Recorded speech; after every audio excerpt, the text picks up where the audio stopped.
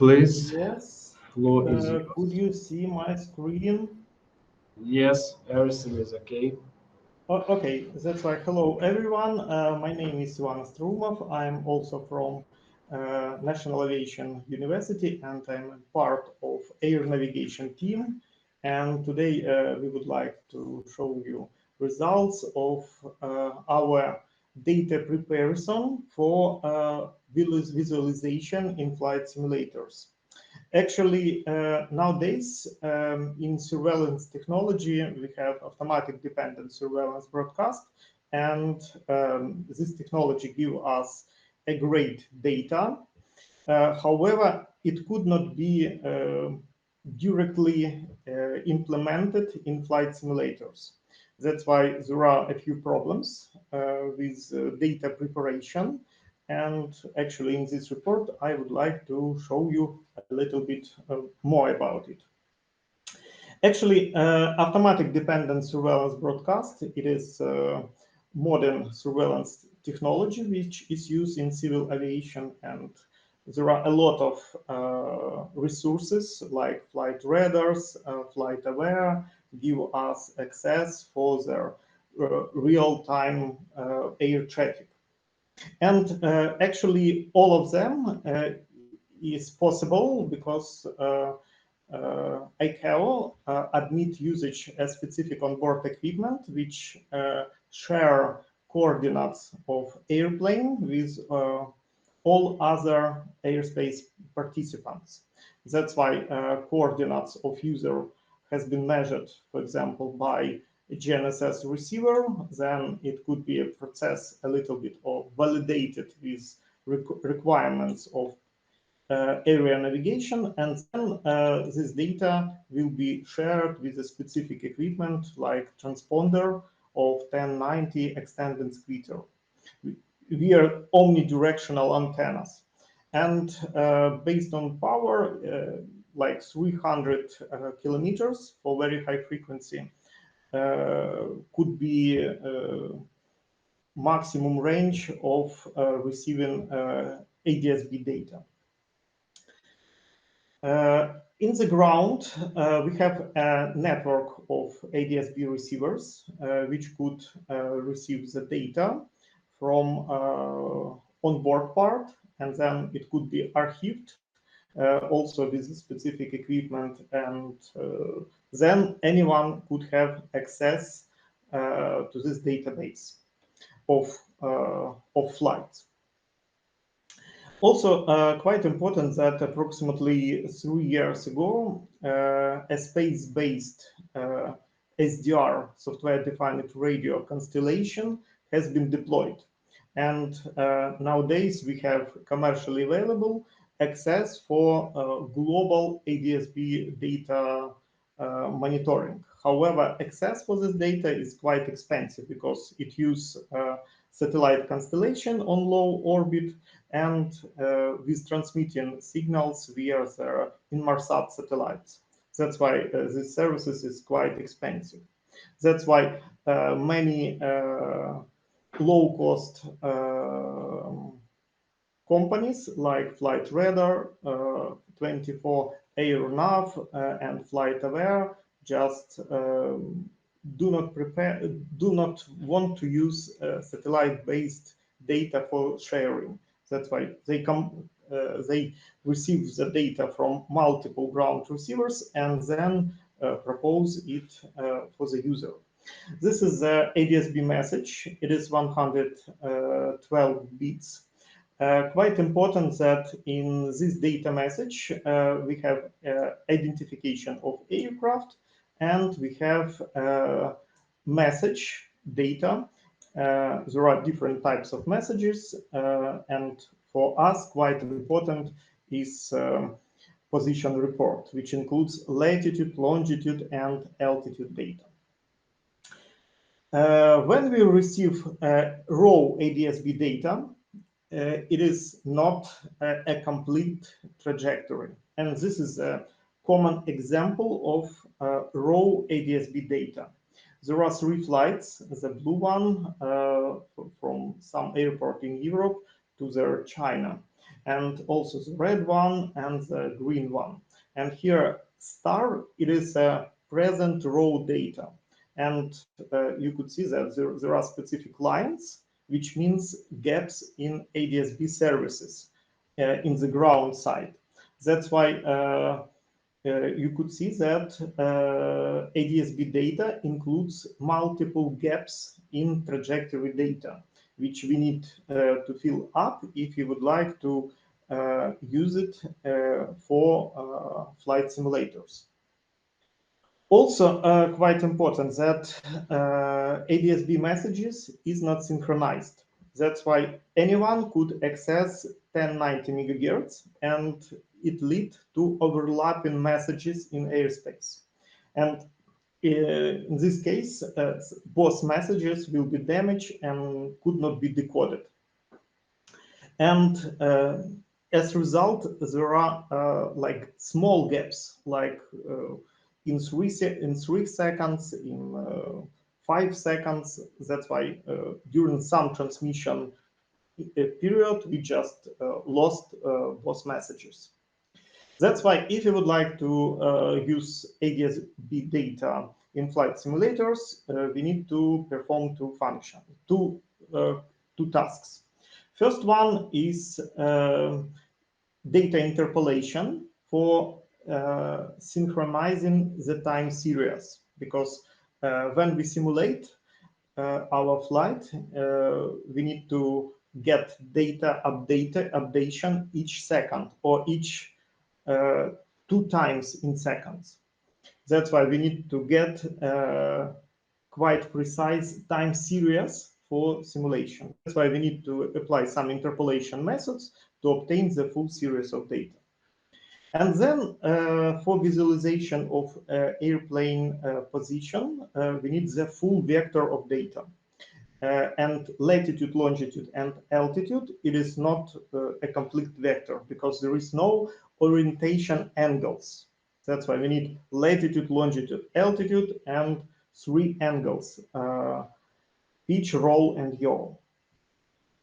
And just a second, yeah, that's why it is representation of orientation angles. That's why yaw, it is a hidden angle.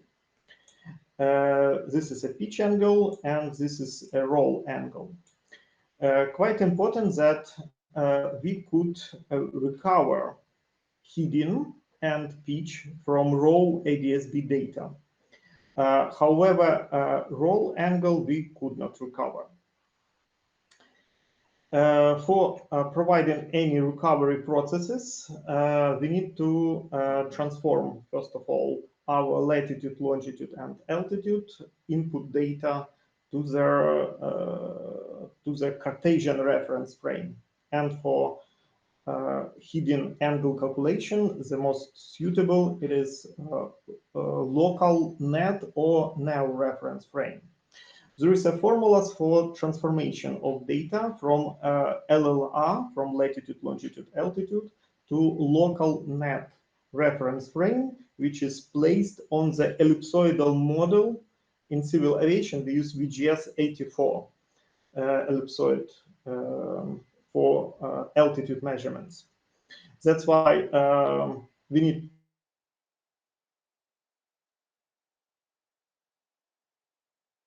and then we could use obtained XYZ for calculation pitch and hidden angle. That's why there is a formula by which we could calculate pitch angle. It comes from some dependencies in triangles. And this is an algorithm by which we could identify a hidden angle. A yaw angle could be calculated from hidden angle. Hidden counted from the direction to the north, and yaw angle is counted from previous position. It's like rotation during the last iteration. Also, we could use XYZ for estimating velocity of airplane. That's why it is vertical speed calculation, and this one is ground speed calculation, and this one is a total speed calculation. Also, weather has a significant also impact into their model representation. That's why for better precision, we need to use some weather data for the time of flight to predict ground speed more precisely.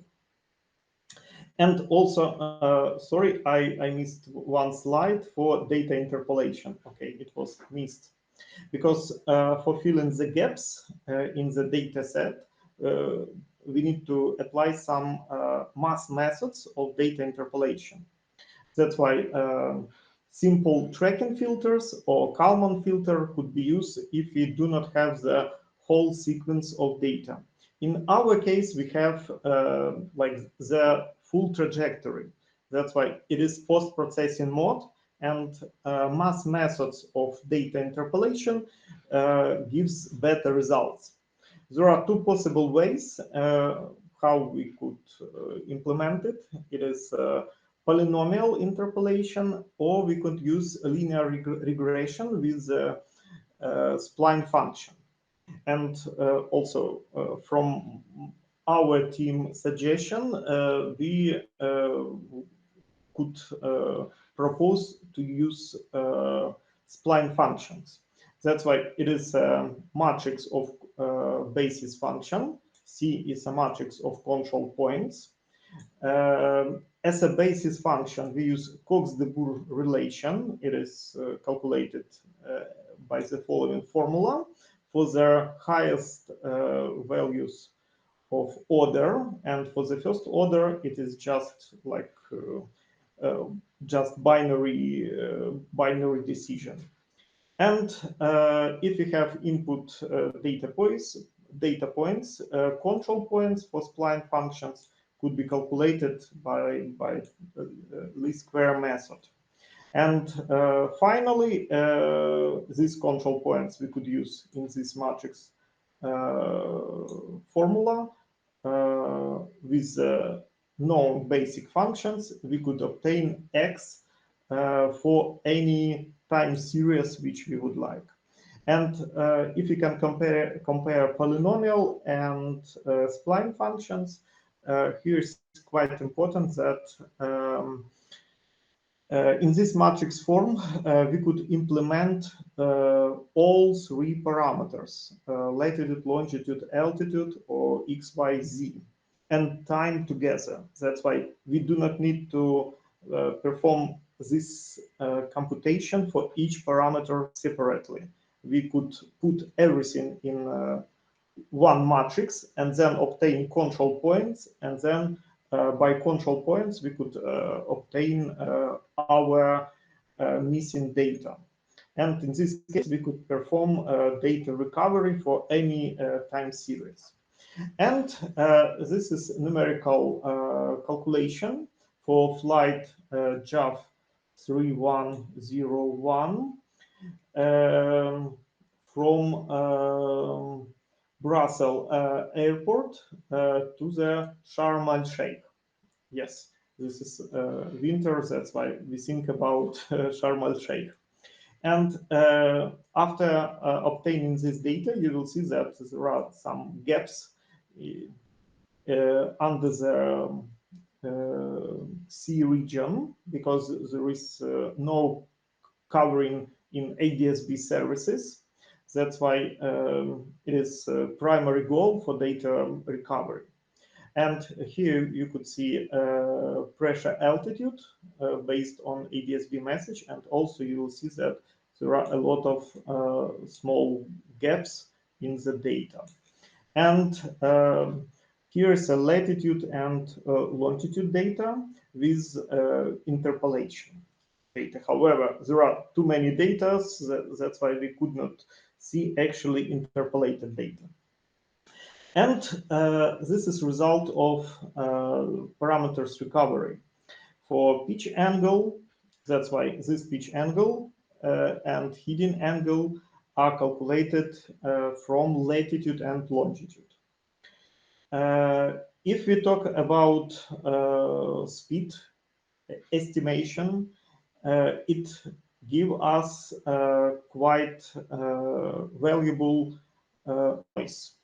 That's why we propose to use a sliding windows with 2 sigma values for confidence band selection to reduce noise.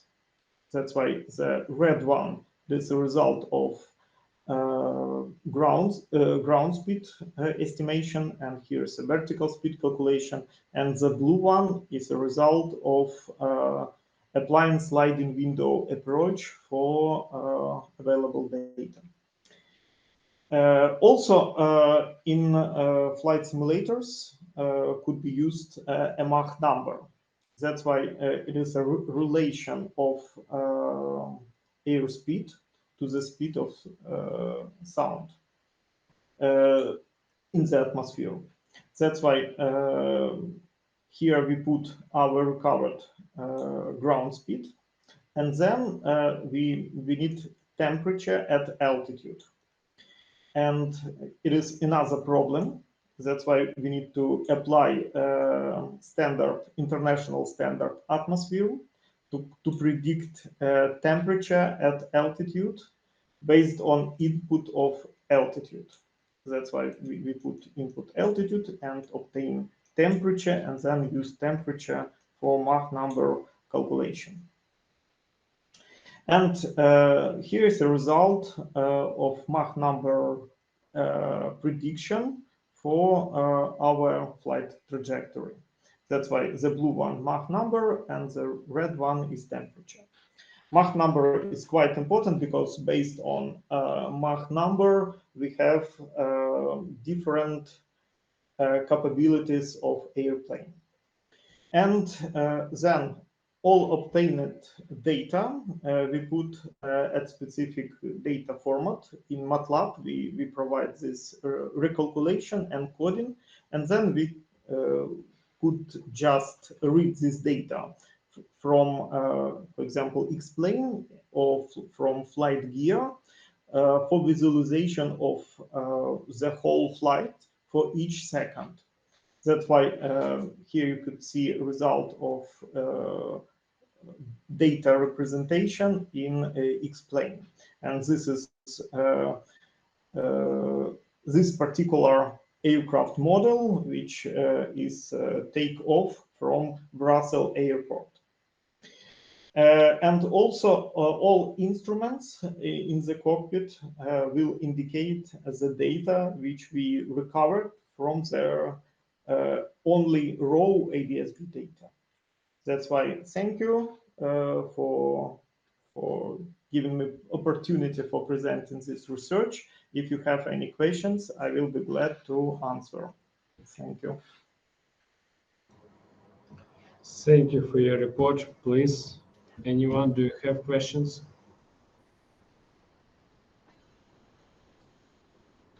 Okay, then I have. Tell please, did you use some simulator? No, is this simulator was done by National Aviation Institute or maybe in other company? No. It was performed in our department by like enthusiasm of National Aviation University, because, for example, for pilot and air traffic controllers training, we need like real trajectories of airplanes. And unfortunately, we do not have access for airlines database. That's why what we have, it is only open ADS-B data sets.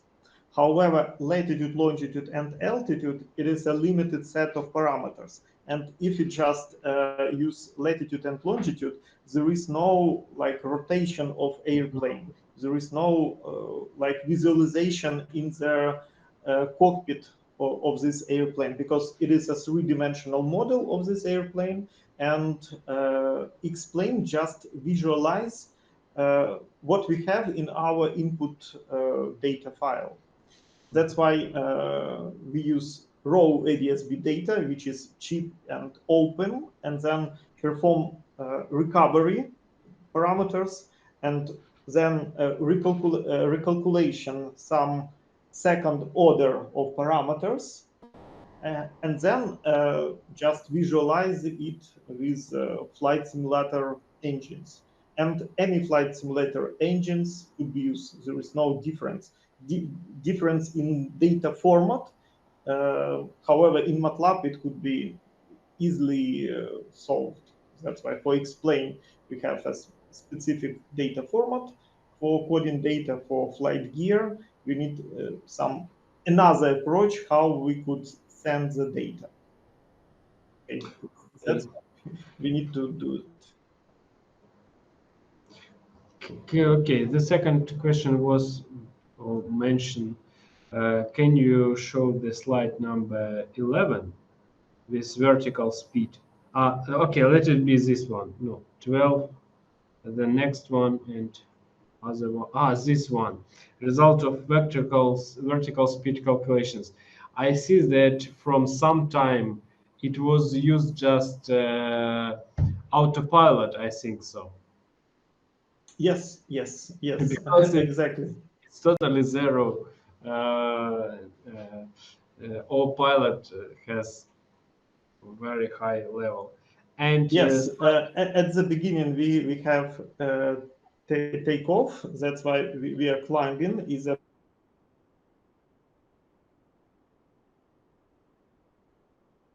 autopilot mode, and then it was landing probably in the human mode. That's why this fluctuation, it is a result of human action, I think. And for the whole flight, it is like fully automatic mode for civil aviation. Okay, and slide number 11. At this slide, you have showed the algorithm for some angle calculation. It's very looks like the phase restoration in interferometric systems. Did you have problem with this angle restoration? Actually, we consider any cases. That's why you will see any cases, and even like strict angles. That's why yes. Actually, we could not find any other ways how we could obtain hidden angles.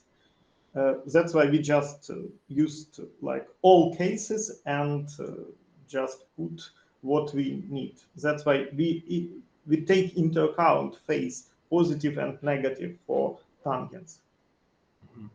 Okay, very interesting. Thank you very much for your report. Dear participants, do you have questions? Okay, if you don't have questions, then Thank you.